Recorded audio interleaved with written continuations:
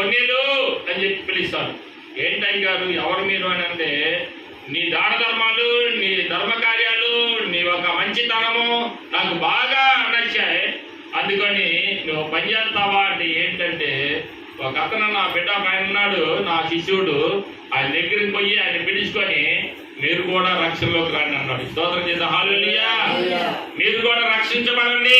పరలోకంలో రావాలంటే రక్షణ లేకుండా పరలోకం రాలేదు. పరలోకం రావాలంటే రక్షణ అనేది కావాలి. అందుకని నీ దాన ధర్మాలు, నీ ధర్మ కార్యాలు అన్నీ కూడా బాగా ఉన్నాయి. అందుకని ఒక్కసారి నా బిడ్డను పిలిచి బాప్తీసం తీసుకొని పిలిపించినప్పుడు చక్కగా పేతురుని పిలిపించి బాప్తీసాలు తీసుకొని తను చేశాడు. స్తోత్రం చేద్దాం. హల్లెలూయా. అలాగే నీ దాన ధర్మాలు మంచిగా ఉంటే నా ప్రభు నిన్ను వెంటాడతాడు. నీ ధర్మ కార్యాలు మంచిగా ఉంటే నా ప్రభు వెంటాడతాడు. నీ శాంతం బాగా ఉంటే నా ప్రభు వెంటాడతాడు. నీ మంచితనాన్ని బట్టి నా ప్రభు నిన్ను హెచ్చరిస్తాడు, ఎమ్మటే మందిరంలో తీసుకొస్తాడు, తన కూడా రక్షణలోకి నడిపించి పరలోకి ఇవ్వడానికి ప్రయత్నం చేస్తాడు. అంతేకాని మన ఇంట్లో వచ్చినట్టుగా ప్రవర్తిస్తే పరలోకం రాదు. మన ఇంట్లో వచ్చినట్టుగా భూలోకాన్ని సంపాదించుకుంటే పరలోకం రాదు. మన ఇంట్లో వచ్చినట్టుగా మోసాలు, దోషాలు, బూతులు, అలాగే ఇష్టానుసారం జీవిస్తాం, ఇంట్లో వచ్చినట్టుగా ప్రవర్తిస్తాం, ఇతరులు దోచుకోవడం, ఎన్ని కూడా చేస్తామంటే పరలోకం రాదు.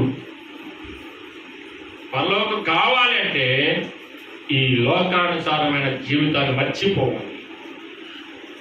నెమ్మది కలిగి, ప్రశాంతత కలిగి, మంచితనంగా ప్రభు పాదాల దగ్గరికి వచ్చి ఇక్కడ ఏమంటాడు, ప్రార్థన చెయ్యి అంటాడు. అంటే నాకు చెప్పింది లోక 21:30 ప్రార్థన చేయించు, ప్రార్థన చేయించు, మెలుగుగా ఉండు, మెలుగుగా ఉండడి చెప్పాను అంటున్నాడు.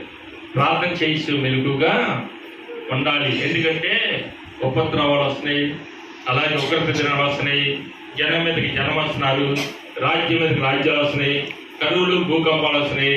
ఇవన్నీ కూడా వేదనలకు ప్రారంభం.